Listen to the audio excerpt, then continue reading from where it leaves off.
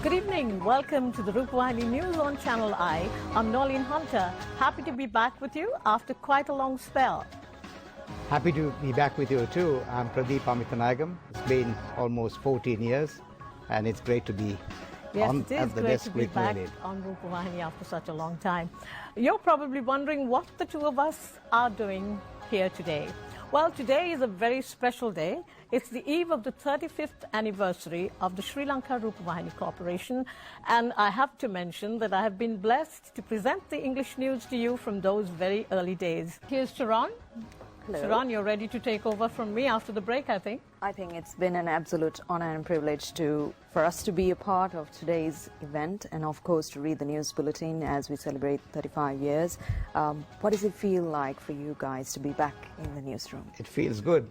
As I said, it brought back special memories. Yeah, it's something that's so special to me. To be here, I think I'm here after maybe about 20 years at Rupavahini, presenting the news, that is.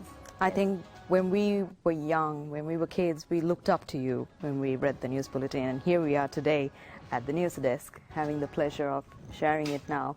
We're excited and we're very honored. And I think quite literally in that sense, to be sharing the same desk that we do read at every single week with you today, it's an absolute privilege to have the legends right next to us who really set the benchmark for us to follow, as you just mentioned a couple of minutes back.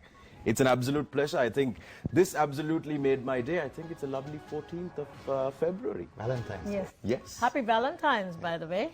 Yes, and A little late in the day, but still, I hope you had a great Valentine's Day today. So we're on to a break and we'll be back with the news. Welcome back, and we do continue with the newscast for the day. And President Maithripala Sirisena has emphasized the importance of implementing a proper mechanism to provide rice at a concessionary rate to the public. He has instructed the relevant units to ensure a rice shortage does not manifest.